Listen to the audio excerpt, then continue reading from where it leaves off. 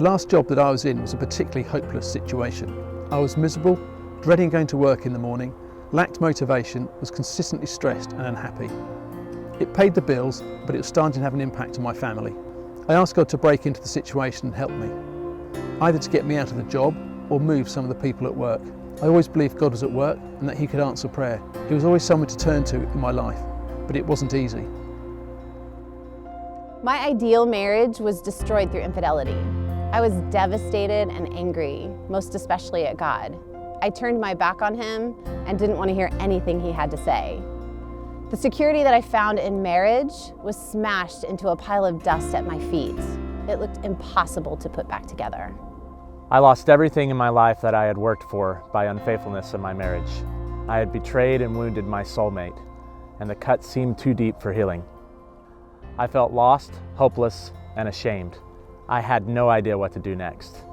I felt a million miles away from everyone in my life, especially God. I questioned His existence, and I wondered if all I had heard about God's grace was even true. God was not going to let me just walk away from a relationship with Him. I could tell you story after story of how He continued to communicate His love to me, even when I didn't want to hear it. I remember wanting to give up, but God continued to pursue me with His grace, and I continued to trust Him more. I was living in a lovely home with my son. I had just decorated when I was given 4 weeks' notice to find somewhere to live. I was devastated and needed to find somewhere quickly on a very tight budget. I was anxious and my only other option was moving to a different area, to a one-bedroomed bed and breakfast. It looked hopeless. I was thinking about getting loans and had little hope at all. I knew the only thing to do was pray and ask for God's help. Falling pregnant comes easy for many women. In my case, it was difficult. It didn't come easy at all. There were sleepless nights and anxious moments of expectation, followed by disappointment every month.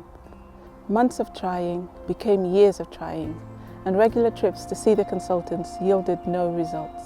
We found ourselves in a hopeless situation. We prayed and fasted with family and good friends.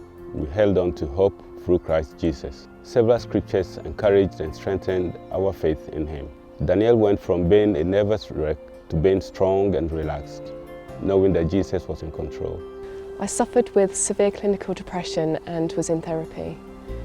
It got to the stage that I didn't want to be here anymore. I felt utterly alone, numb, and a complete burden to my family. I just wanted to be released from what felt like a prison. It was day in and day out of darkness, and nothing I tried helped to alleviate this. I didn't believe in God at this point, but as a last resort, on the night of the 10th of March 2005, I asked God, if you're real, please help me. Immediately, as soon as I prayed, I felt a huge weight lifted and a peace and a joy I honestly don't remember having felt before. I knew it was God. The help was instantaneous, and it couldn't be my doing. I had suffered with depression for years. The warmth burning in my heart comforted me. I couldn't believe that God was real. I felt shocked and in awe at the same time. I became a Christian that night and felt free for the very first time. Things didn't become perfect overnight, but I came off all medication without any issues a few months later. I knew I didn't need them anymore because I felt completely different, and I knew God was with me. God is my Father, and I am stronger now because of Him. God is always there, even in the silence, the dark times. It might not feel like it, but He is always close by. I received a phone call from a friend saying that a lady that I didn't know had heard about my situation and wanted to meet with me to buy me a house that I could rent it from her long term. She asked what I wanted and what my requirements were. 4 weeks later, I was sat in an amazing new home, which is more perfect than I could ever imagine. God is amazing. The first thing to do is pray, even when it all seems hopeless. He makes things possible and He won't fail you.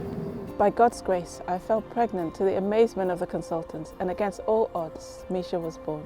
At 5 years old, she is a bundle of joy. Our daughter reminds us every day that miracles still happen today as they did 2,000 years ago. Earlier this year, I was asked to leave the job. The first thing my dad said when I told him was, "You must be relieved."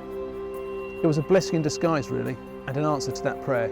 At the time, I didn't have the confidence to find another job. but the time off work gave me the opportunity to rebuild my confidence by spending time with God in the prayer room and investing in relationships with friends. Several months later, I found a new role that I love. Don't lose faith. Keep believing in God and asking Him to break into your situation. We walk the long and difficult road to recovery, first for our own souls and then for our marriage. Our 25th anniversary is fast approaching, and we're looking forward to celebrating the life, joy, connection, and hope that our marriage now brings. God has given us a chance to rebuild our marriage. It's His way. Lisa and I did the hard work, and by a miracle of God, we're still together, and we have a more solid relationship than I had ever thought possible.